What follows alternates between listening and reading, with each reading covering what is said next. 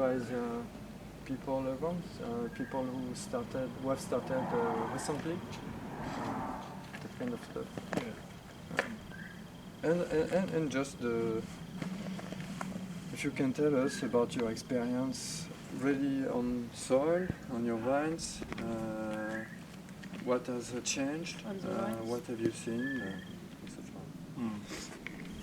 Okay. And whatever things of importance you think of that could be profitable to hear, of course. Okay. Well, so my family has been farming ever since they arrived in Australia. So they were German peasants that migrated in about 1870 or so from southeast Germany, and they were, a peasant farming family, and they started farming in our area, and my grandfather, so my great-grandfather migrated, my grandfather farmed, and my father farmed the same area as my grandfather, and then I was the fourth generation in Australia. My father was a thoughtful, conventional farmer. He did not like the way agriculture was moving towards using chemicals, and he initially started using some chemicals, but gradually moved away from that. And then when I was out of school, I spent a couple of years at home farming, and then went back to school and ended up going to university, and so that was away from the farming life. I worked as a doctor for quite a few years, but was engaged a little bit with the farm at home because I'm the only son, and my sisters were doing other things. When I was young, my uncle, who farmed about 20 kilometres away, I got the impression that he was doing something a bit weird from my parents. They thought, Vern he's a good man, but he's got these funny ideas. I didn't know any more about that. Just remember that, we'll get back to that. And so I was living away from our farm in a city called Bendigo, where I was working there. But during that time, we started planting some vines. My idea was I wanted to go back eventually to farm, but I didn't want to do what my father was doing, which was more or less growing commodities, things that have no wheat and grain and wool and meat, but nothing that was branded, if you like, nothing that was particular to our farm. Okay. So it was all just sold on the market. I'll try to translate. Alors John, il dit que donc il est la 4e génération en Australie, et que sa famille vient du sud de l'Allemagne à la base. Et son père était un agriculteur qui réfléchissait, qui était quelqu'un de réfléchi, qui n'était pas vraiment pour l'agriculture conventionnelle, avec l'utilisation de produits chimiques, mais qui en a utilisé un petit peu. Et John, en tant que jeune homme, il a un petit peu travaillé sur la ferme, tout en continuant des études en fait pour devenir docteur. Et ce qu'il savait aussi, c'est qu'en fait, il avait ses parents, enfin, il avait un oncle, donc il va en parler après, qui pratiquait la biodynamie sur des terres, donc un petit peu plus loin que chez lui. Mais lui, étant jeune, en fait, il avait juste l'impression reçue de ses parents que l'oncle, il était très gentil, mais qu'il avait des idées un petit peu originales. Et donc il savait qu'il se passait quelque chose, enfin des idées au niveau agricole, quoi. Donc il savait qu'il se passait quelque chose chez son oncle, mais il ne savait pas quoi. Donc il ne savait pas que c'était la biodynamie. Donc lui, il a continué son chemin et petit à petit, il a travaillé davantage sur la ferme. Et il ne voulait pas faire exactement comme son père qui en fait avait des productions commodes en quelque sorte, enfin commodes de facilité, c'est-à-dire qu'il allait produire par exemple que du blé ou que ce qui était vendu en gros sur le marché. John, il voulait vraiment avoir un produit qui puisse en fait aller jusqu'au bout et avoir vraiment sa marque en fait à lui, un produit qui ne soit pas anonyme, noyé dans la masse, mais un produit avec lequel il puisse aller jusqu'au bout et le vendre lui-même. Donc c'est comme ça qu'il s'est mis à s'intéresser à la vigne. Yeah, so for that reason, and because I was interested in wine, and at that time there was a lot of vineyards being planted in Victoria, so the wine production in our state of Victoria was starting to increase. So there was a lot of interest, and I was interested as well. So we planted some vines, and that enterprise grew. Which year did you plant? That was 1990. 1990, okay. Yeah, so we started in 1990, and the vineyard then was planted between 1990 and 1997. So then, when you plant a vineyard, then you have to start to learn how to manage the vineyard. And I had no real practical experience, so we had to learn as we went along. And obviously there are problems that arise. And when we started, we used herbicide. We used glyphosate to some extent.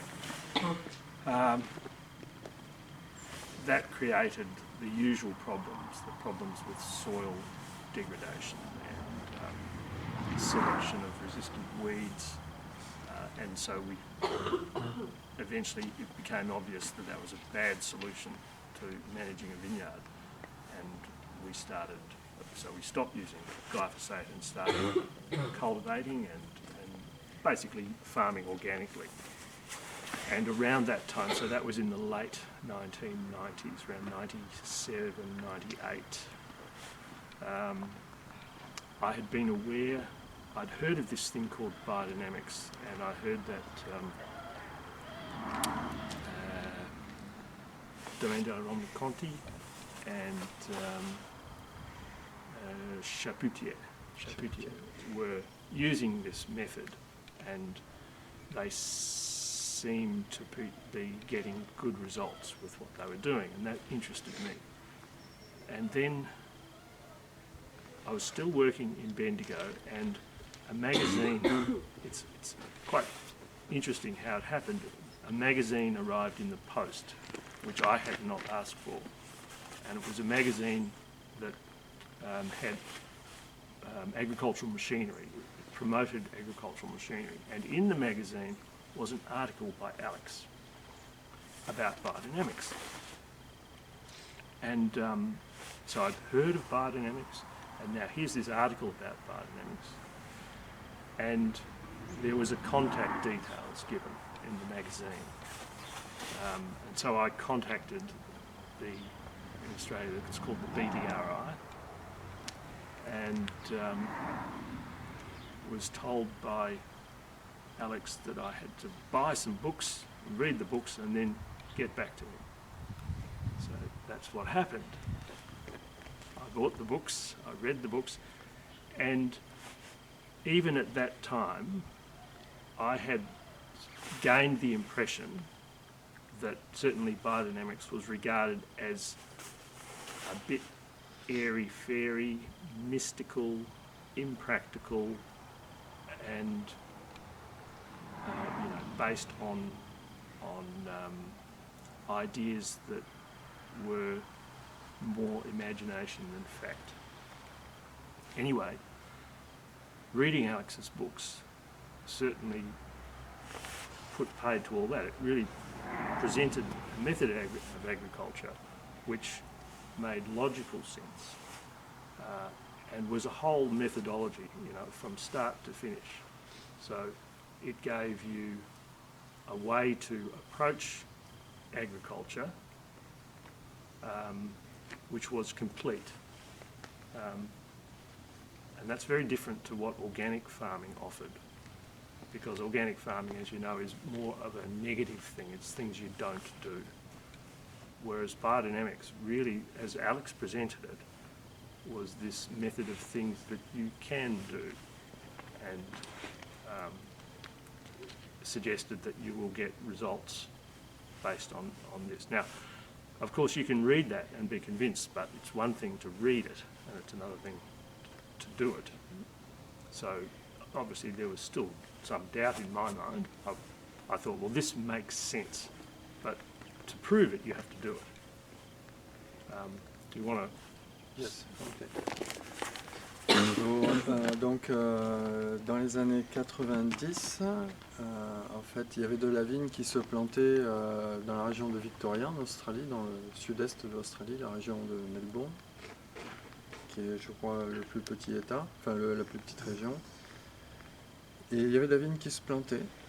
Et donc, John a commencé à planter de la vigne, à planter son vignoble, donc il est parti de rien. Il a commencé en 1990 jusqu'en 1997, donc il a mis 7 ans pour planter ce qu'il a. Donc en fait il y a 8 hectares chez lui, puis plus 2 hectares chez sa sœur, à quelques kilomètres. Il travaillait, je pense, toujours à Bendigo, donc assez loin de là où il est, comme docteur. Et en fait il avait déjà entendu à ce moment-là, dans les années... alors, je vais un peu vite... donc il a planté de la vigne et il devait aussi apprendre en fait à gérer le vignoble parce qu'il n'avait pas de connaissances particulières, donc il a appris sur le tas. Et bien sûr il a utilisé en fait du glyphosate Roundup parce que c'était la solution qui était promue pour entretenir les vignes. That was only under the road, glyphosate, or it was for... No, just under the road. Okay, donc c'était juste sous le rang. Et ce qu'il a vu, c'est que le sol se compactait, qu'il y avait de plus en plus de mauvaises herbes qui étaient résistantes en fait au glyphosate. Donc il a assez rapidement compris que c'était pas une méthode à continuer, donc il a arrêté d'utiliser du glyphosate. Et à cette période, il avait entendu parler de biodynamie, que la Romanée Conti, que Chapoutier utilisaient cette méthode. Donc il avait entendu ça, et qu'apparemment ils ont retiré des résultats. Et un jour qu'il était à Bendigo, en fait, il a reçu un magazine qui parlait de machinerie agricole. Et dans ce magazine, il y avait en fait un article fait par Alex Podolinsky,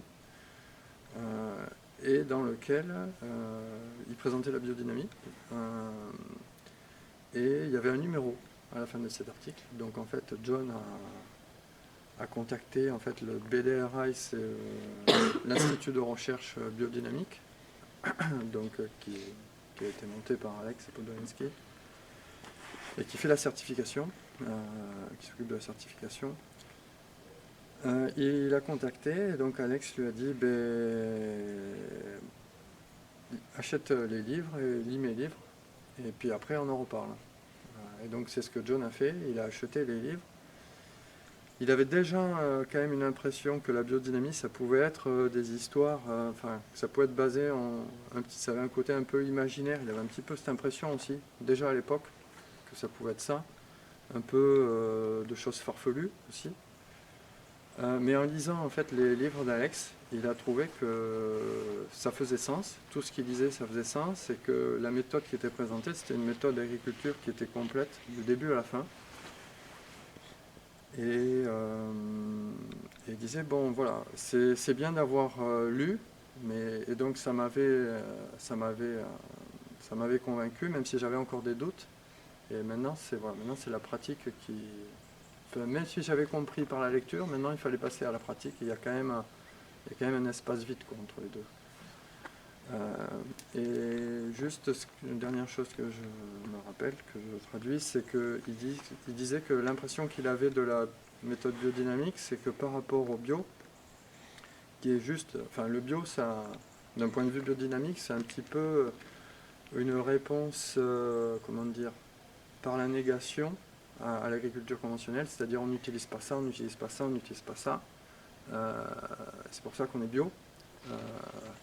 Que la biodynamie, on cherche plutôt à dire qu'est-ce qu'on peut faire, sur quoi on peut se baser, sur qu'est-ce qu'on peut créer. Voilà. Donc c'est une approche qui est moins par élimination en fait, mais qui est plus par création de quelque chose de nouveau en fait. Et il y a tout ce côté donc holistique, ou vision d'ensemble, de système clos qui faisait sens pour lui.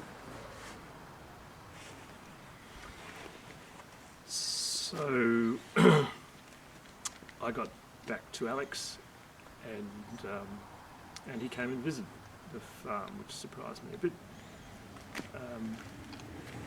Fairly soon after that, and he told me that my uncle was one of the first BD farmers in Australia.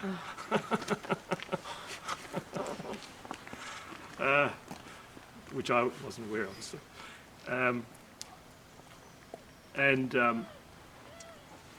Alex came and did what he always used to do with new farmers. I think he basically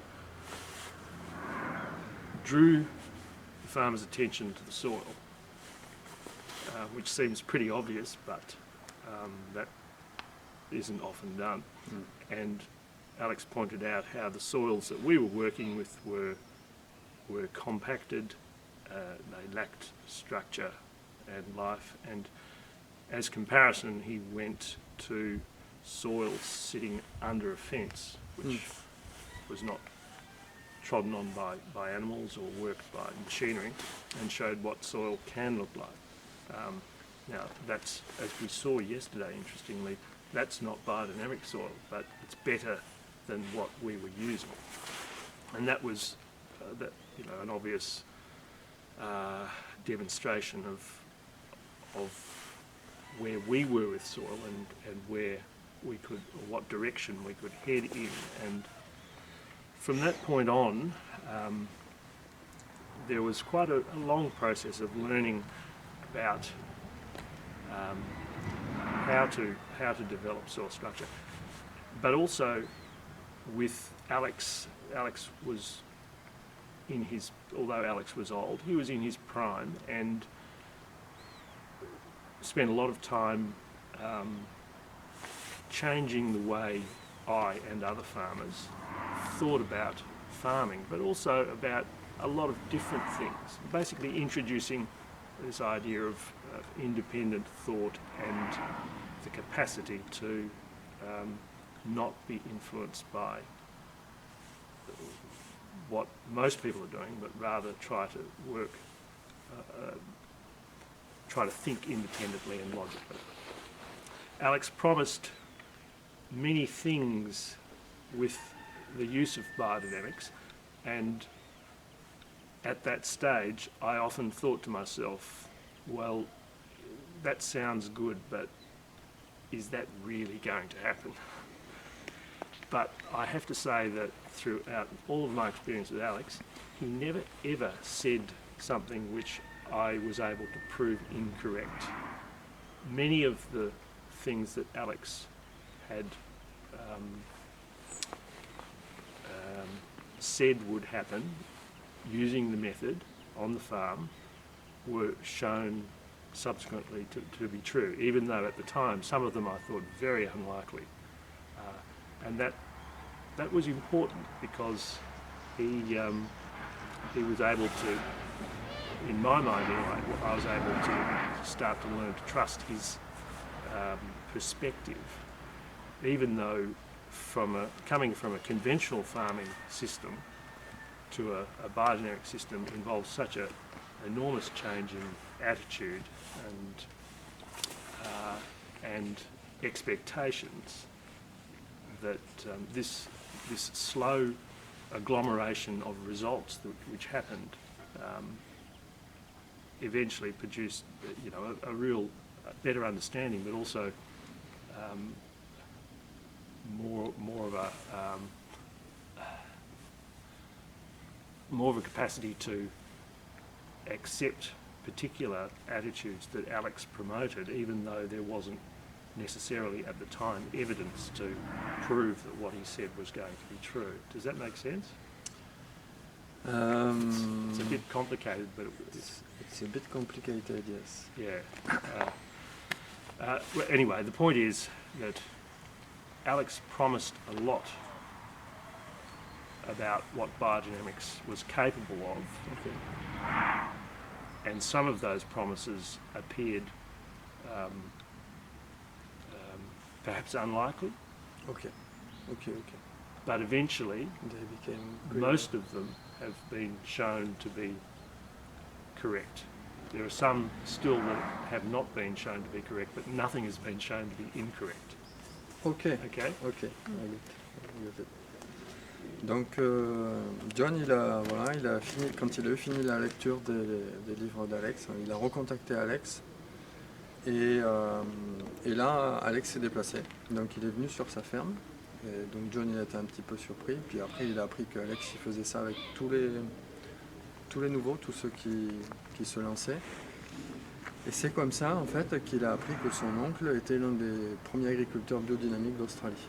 Donc c'est grâce à Alex qu'il lui a dit mais en fait voilà, il y a ton oncle qui voilà, ce qu'il faisait quoi, ton oncle. Des choses un peu qui lui paraissaient spéciales, que ses parents lui avaient dit, voilà, trouver leur explication. Et là il a eu une période vraiment de formation qui a pris longtemps. Ça a été un long processus, donc pour passer des livres à la pratique, pour transformer ce qui a été compris en pratique, ça a été assez long. Alex l'a accompagné. Et donc Alex, ce qu'il a fait, c'est que quand il est venu chez lui, il lui a montré que le sol de son vignoble était compacté, qu'il manquait de structure. Et il lui a suggéré d'aller faire un test avec une fourche et de regarder sous une clôture. Et sous la clôture, effectivement, le sol était donc... il n'était pas trépigné par des animaux, par des tracteurs, ni désherbé chimiquement. Et donc la structure était beaucoup plus belle. Et donc du vignoble à cette clôture qui n'était pas loin, John il a vu vers quoi il fallait tendre. Ce qu'il faisait, voilà, c'était ça ne pouvait plus continuer. Et au moins il voyait un objectif, une comparaison avec un milieu naturel. Voilà, un idéal quoi. Quelque chose du moins à aller vers. Et bon après je pense qu'il a dépassé, mais on en reparlera après. Et donc avec Alex, ce qu'il a compris, c'est que c'était très important de pouvoir penser de manière indépendante, de ne pas suivre la masse des gens, de pouvoir réfléchir de manière logique. Et donc au fur et à mesure de l'accompagnement, donc ça c'est quelque chose voilà, qui lui a pris du temps, cet apprentissage, ce passage à la pratique. Et au fur et à mesure de l'accompagnement, en fait, Alex promettait des choses par rapport à la biodynamie, lui disant que telle et telle chose allait se passer dans les sols, enfin, sur les plantes. Et John, il était un petit peu... il doutait un petit peu. Et enfin, ça paraissait vraiment surprenant, presque merveilleux, quoi. Et en fait, aucune des choses de ce que Alex lui a dit, en fait, il n'a jamais pris en défaut les paroles d'Alex, donc il n'a jamais pu prouver que c'était faux, et que ça ne marchait pas, ce qu'Alex avait dit, et que pour la plupart des choses de ce qu'Alex a dit, en fait, elles se sont bien réalisées petit à petit dans la pratique. Voilà. Il y en a qui se sont peut-être pas réalisées, quelques-unes, mais l'opposé ne s'est pas manifesté non plus, quoi. Voilà. Ok. And so, for me, being trained in science and in medicine, it was a big step to change the way I thought about agriculture. But also, it doesn't stop there. It changes the way. If you start off from where I started, it changes the way you think about everything. and you know, fundamentally what it means is that you learn to see what is there rather than what you expect to see, because many people live their lives just seeing what they expect to see rather than being able to observe, you know, reality, if you like. Does that make sense? Yes, it makes sense.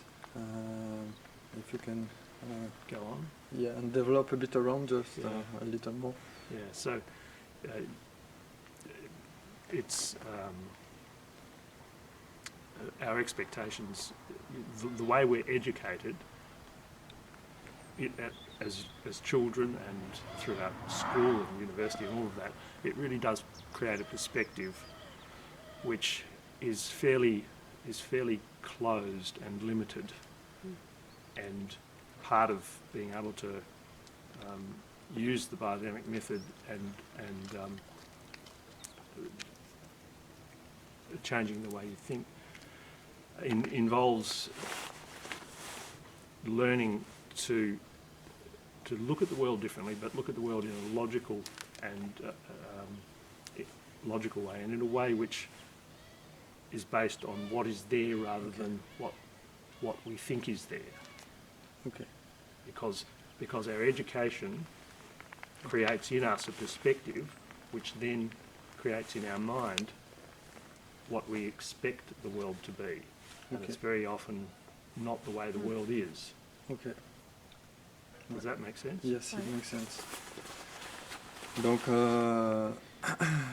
par rapport à cet apprentissage, c'est vrai que de penser de manière autonome, ça prend beaucoup de temps. Et on a aussi en fait des contraintes qui sont liées à notre éducation, qui sont liées aux écoles dans lesquelles on est allé. C'est des contraintes qu'il faut savoir dépasser. Et c'est par exemple le genre de contrainte qui fait que on va regarder le monde avec certaines idées, un certain calque d'idées préconçues,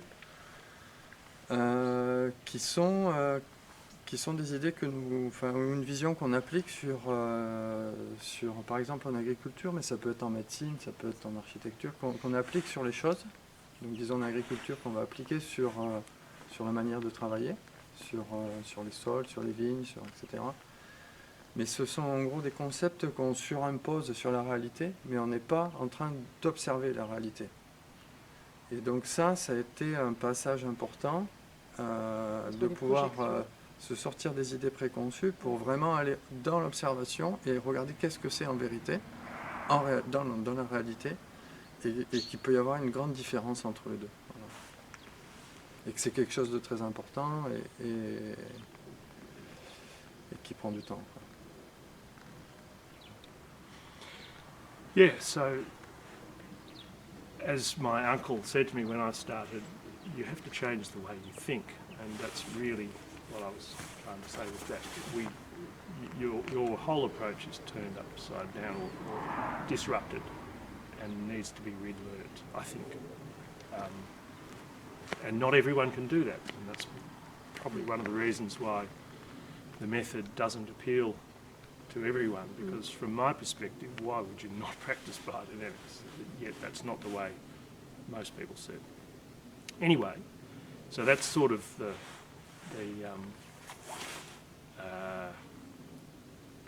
change in approach that I experienced.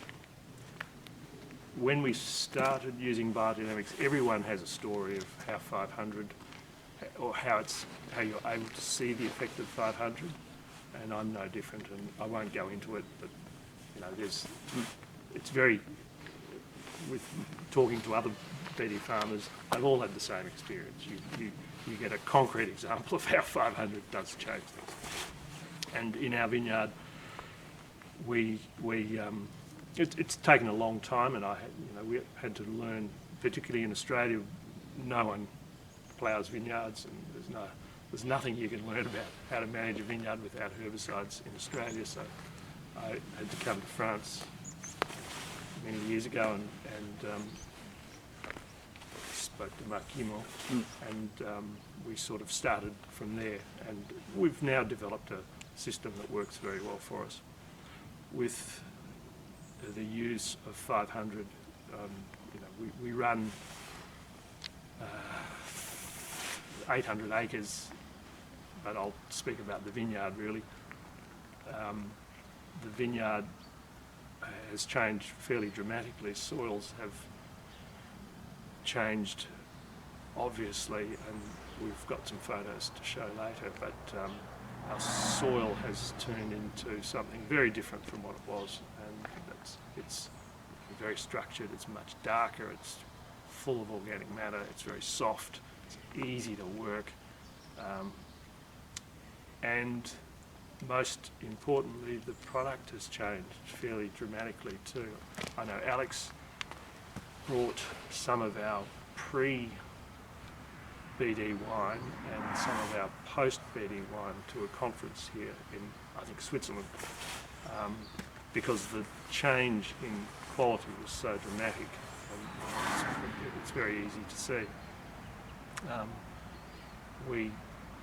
We have not, our yield and production amounts have not changed, but the quality of what we do is just dramatically different. As we saw last night and we've seen, it's so obvious the difference between a biodynamic wine and an organic conventional wine. And that's very instructive, although not everyone can see it. And it's interesting, I'm not sure how relevant this is, but we've found that people who are used to eating or drinking biodynamic food and wine will notice immediately if you give them something that's conventional or organic. Whereas people who are used to eating conventional and organic, there are some exceptions, but most of them won't notice when they first see something that's biodynamic, because they're not expecting to see it. This gets back to how you view the world. Their expectations are framed on what they've seen, organic or conventional food, which is not that attractive. When you give them some biodynamic food, they often don't notice the difference. It's just by the by. But it's been a consistent finding that I've had. How do you start it? Ce qui avait été le plus compliqué au début, ça a été, ce qui a vraiment fait la différence, c'était la première fois où il a fait les 500, où là il a vraiment vu la différence sur le vignoble, et ça a été le déclic qui a fait que il y avait une réelle différence sur l'approche, le côté théorique et le côté où il se passe vraiment quelque chose, et la densité de son sol qui avait complètement changé, le travail qu'il donnait sur son sol qui était complètement différente. Ouais, il y a eu une énorme amélioration du sol, vraiment énorme. Le sol qui est beaucoup plus riche, beaucoup plus structuré, et une énorme amélioration de la qualité. Donc à cette période, John il s'est renseigné avec Marc Guimont, un vigneron de Bourgogne, parce que c'est vrai qu'en Australie il y avait très peu, en fait il y a peu de vignerons en biodynamie. Il y a peu de vignerons aussi. Il y a peu de vignerons, voilà, c'est ça. Et donc Marc Guimont, ça a été un bon contact pour John au début, pour savoir comment travailler, se faire vraiment gérer son vignoble, donc parce qu'il faut se remettre dans le contexte que du coup il avait quand même peu d'expérience en vigne, une dizaine d'années à ce moment-là, et puis que donc il sortait des herbicides, donc il fallait trouver d'autres solutions, quoi. Donc l'outillage, donc c'était fin des années 90, trouver l'outillage, etc. qu'il fallait pour ces vignes, quoi. Et donc il y a eu un changement énorme sur la qualité des vins, tant et si bien que plusieurs années après, Alex Podolinsky, quand il était venu une fois en Europe, en Suisse, il avait amené les vins de John d'avant la biodynamie et d'après, parce que c'est tellement flagrant que voilà. Mais alors c'est tellement flagrant, mais ça c'est une petite petite chose que John a dit à côté, c'est que ce qu'il a remarqué, c'est que les gens qui sont habitués à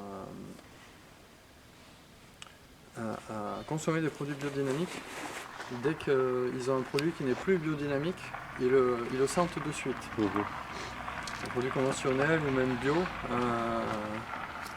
ils vont le sentir de suite. Et alors que l'inverse n'est pas aussi vrai, parce que les gens qui sont vraiment habitués à avoir une alimentation avec beaucoup de produits conventionnels, on leur présente un produit biodynamique et certains ne vont pas forcément voir la différence, mais ça vient, enfin lui c'est ce qu'il dit, ça vient aussi des idées préconçues qu'on a et qu'on ne s'attend pas à ce qu'il puisse y avoir une différence en fait. Ouais. Et donc si on s'y attend pas, c'est plus difficile d'en prendre note, quoi. Voilà. Évidemment, c'est pas pour tout le monde comme ça. Et après, voilà, il est évidemment très content des résultats qu'il a. Bonjour.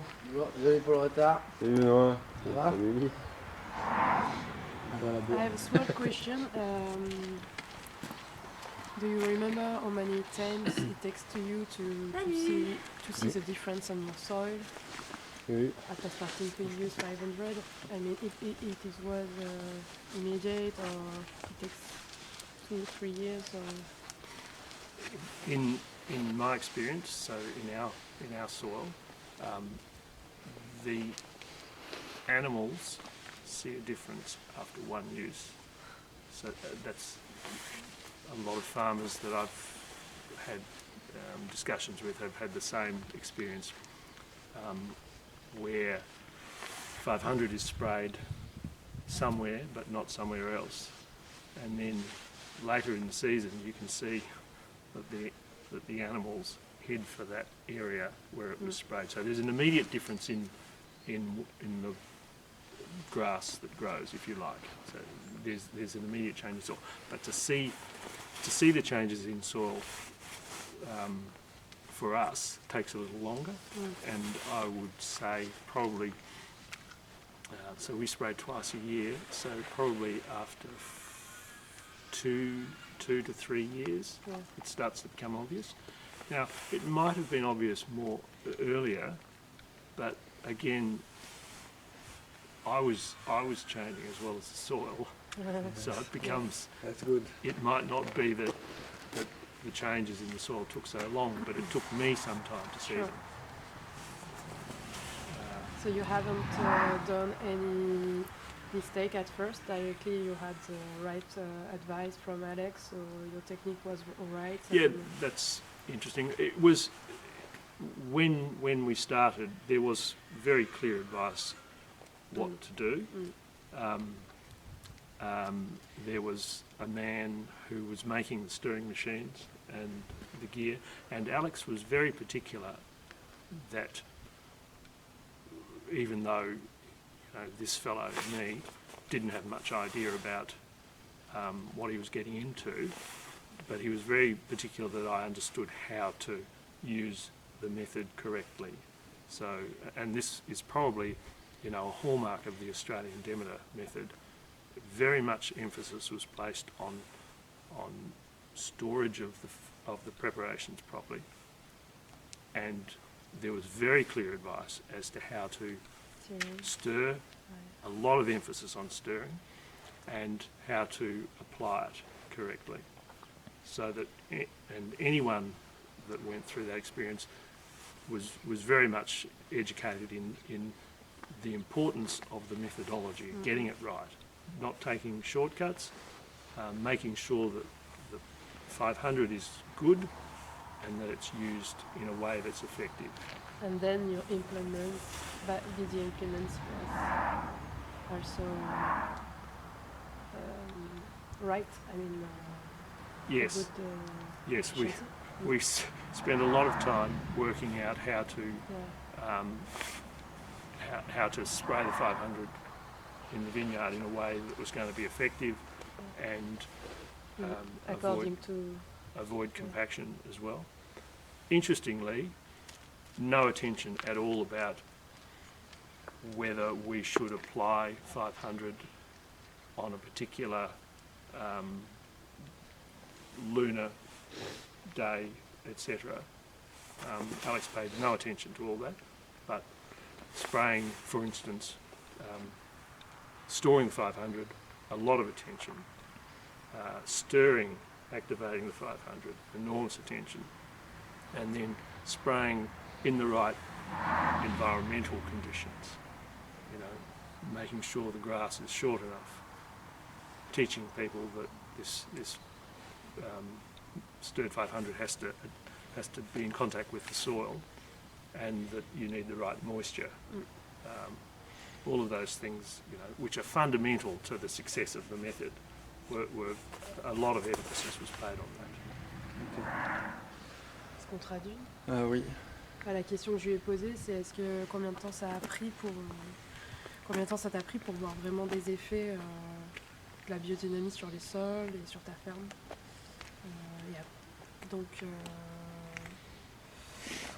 Donc il m'a dit que en fait la première année on pouvait déjà voir des effets sur les animaux qui mangeaient l'herbe de là où il y avait eu en fait une pulvérisation de 500, et que pour lui on va dire des résultats sur le sol ça a pris 2 à 3 ans pour vraiment voir des résultats avec ses yeux sur le sol, mais il disait qu'en fait finalement il a coévolué avec son sol et qu'il finalement il lui a fallu aussi du temps à lui pour vraiment constater ces effets-là.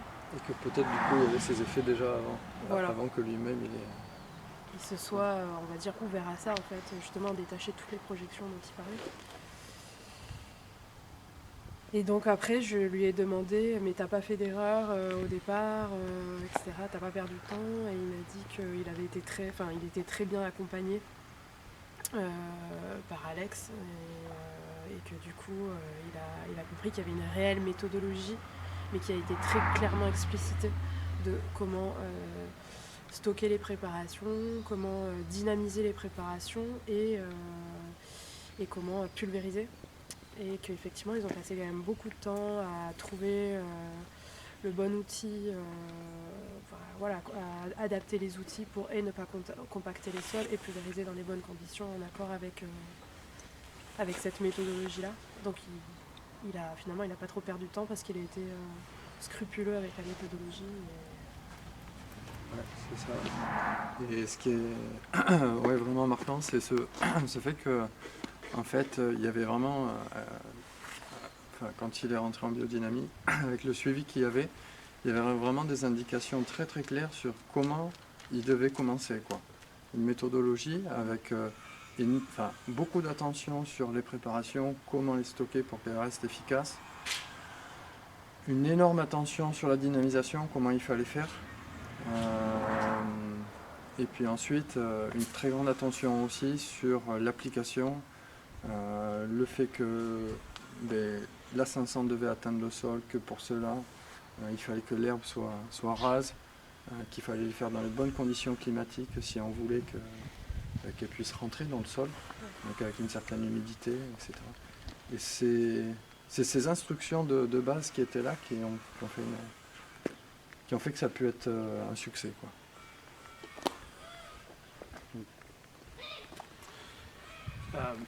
And interestingly, when I visited Mark Nimmo, Mark said that to learn how to work the vineyard, he actually had to go and talk to all the old retired vignerons, because anyone at that stage that was actually running a vineyard had no idea how to manage a vineyard without using chemicals in his area. And so for us, those were the challenges. The major change, the major difficulty, if you like, that we encountered was learning how to manage the vineyard using cultivation rather than using herbicides, and that took quite a while, as I said, because there was just no resource in Australia to speak to.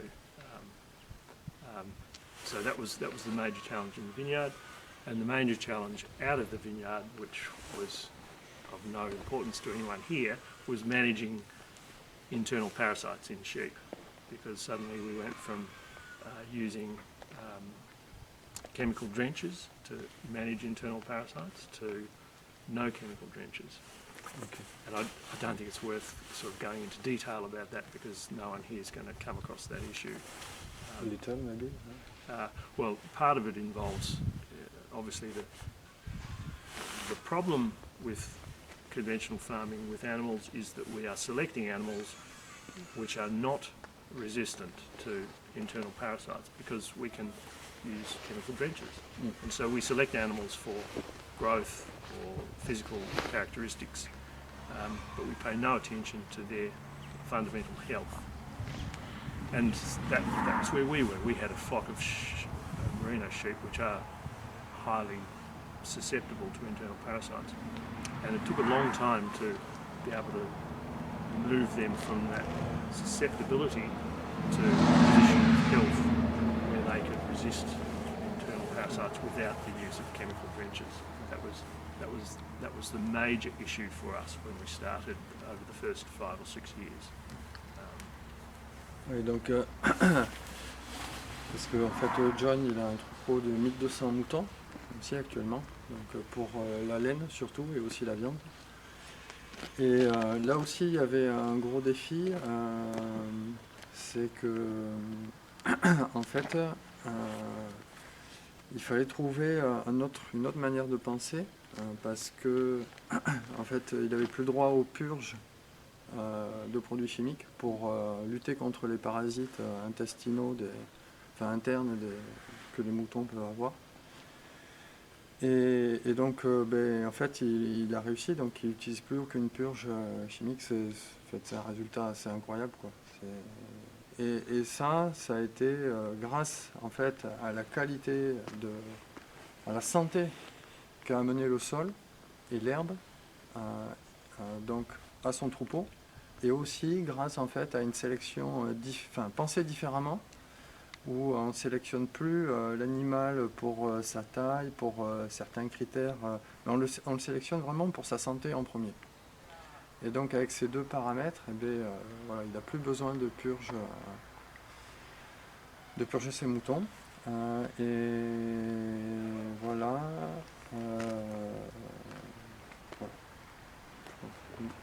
Yeah. And so the solution there is breeding, so selection, but it's like the whole of biodynamics because it involves everything. It's also the quality of the pasture that you're going to produce and the interrelationship of one animal with another, so that's why we ended up getting cattle and getting more cattle because cattle are not very susceptible to internal parasites and they also clean the pasture for sheep. Because the worms are different. Yes, okay. Cattle have internal parasites, but our cattle are very... Most conventional farmers will drench their cattle with chemical drenches. We've never done that and never need to. And they have the worms from cattle don't infect sheep and vice versa. So you can run cattle through, they'll clean a paddock up and then you can put sheep in after it and they'll be... For them, it will be clean pasture. Yeah. And I forgot to say that it's important for this problem was a big problem for us because we're in a high rainfall area where yes. It's green for a long time of the year and internal parasites become an issue. Ouais. En fait, oui, le problème de parasites internes, c'est aussi dû parce qu'il vient d'une région où il y a beaucoup d'eau chez lui en Australie. Et donc c'est aussi là, durant ces saisons-là, qu'il se développe davantage, quoi. Et donc ce qu'il disait, c'est que voilà, avec la biodynamie, on considère on se rend compte plutôt que en fait, plein de choses sont interconnectées, qu'il y a des interactions. Et donc c'est aussi comme ça qu'il est venu en fait à avoir un troupeau de vaches, parce que vaches et moutons en fait se complémentent bien. C'est un petit peu dans ces prairies comme une rotation, parce que s'il y a toujours les moutons, eh bien, les prairies vont avoir tendance à héberger ces parasites-là, qui sont les parasites des moutons. Mais ces parasites des moutons ne vont pas sur les vaches. Donc en fait, avec les mêmes prairies, eh bien, il va faire des rotations, après les moutons, il va mettre les vaches. Et le fait qu'il y ait les vaches, en fait, ça casse le cycle de ces parasites. Et donc en fait c'est très bénéfique. Et c'est ces manières de penser qui sont vraiment proches, enfin propres à la biodynamie, pas seulement, mais en tout cas qui sont encouragées dans la biodynamie.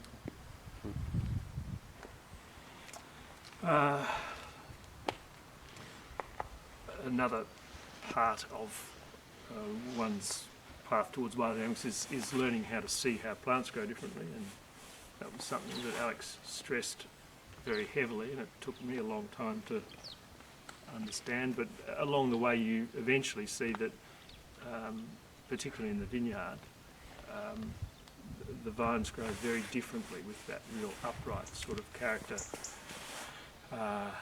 and the vineyard clearly looks different to a conventional vineyard that's being fertilised with soluble fertilisers. That's another aspect of learning to see that change. So that sort of covered that transition period, I think. I don't think there's anything more to say there. We are very isolated, so we're the nearest BD farmer to us is a dairy farmer, and he's over 100 kilometres away, and there are no vineyards that are BD within probably 300 kilometres, I would think. Okay. Yeah. Wow.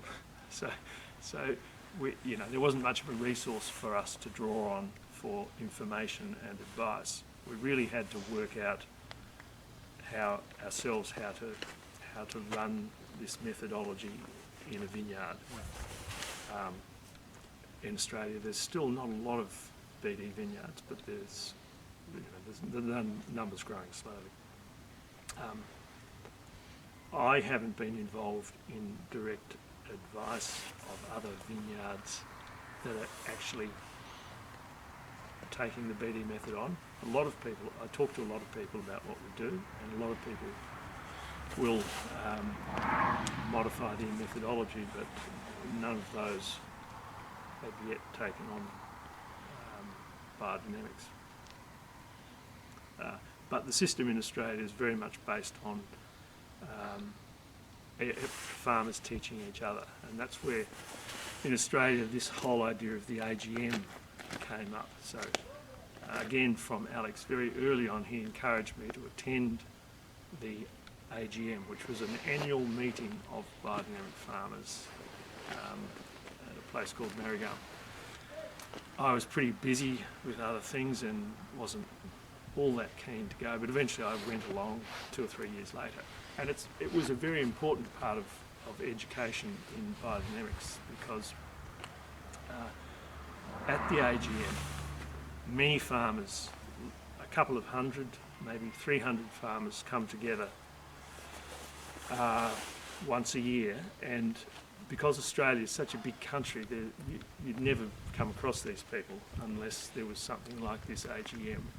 And at the AGM, you meet many different people, and it's an opportunity to make contacts and discuss problems and learn from what other people are doing. And that's really been, I think, the success of BD in this organisation, because there's been this ability of people from different areas to give advice, ask questions, and make contact with other farmers who are doing different or similar things, but from whom you can learn a lot of things that would otherwise never have occurred to you. Alex, en fait, l'avait encouragé dès le début à participer à la rencontre annuelle des agriculteurs biodynamiques d'Australie, parce que en fait, donc chez lui, ce qu'il disait, la ferme biodynamique la plus proche est à 100 km. C'est une ferme qui fait de l'élevage laitier, qui est des éleveurs. Le prochain vignoble biodynamique le plus proche, il est à 300 km. Donc ils sont assez isolés. L'Australie, c'est grand comme l'Europe, en gros. Et une fois par an, en fait, dans la région de Victoria, donc il y a une rencontre annuelle à Périgord, chez Greenwood. Donc Greenwood, c'est une famille qui ont surtout des vergers de poires et de pommes, qui font des jus de fruits, qui vendent aussi des fruits. Et donc là, en fait, tous les agriculteurs biodynamiques qui veulent peuvent se rencontrer, discuter et échanger. Et donc après 2 ou 3 ans, John il a fini par y aller. Et il a trouvé que c'était génial et que c'était donc un point très important parce que il a appris beaucoup de choses, des erreurs à ne pas faire, des conseils. Il a pu beaucoup apprendre et ça fait partie en fait du système qui a été mis en place en Australie où en fait chaque agriculteur parraine en quelque sorte d'autres agriculteurs. Donc c'est une transmission qui est d'agriculteur à agriculteur, qui est gratuite du coup. Et ces journées-là ont été très importantes pour lui.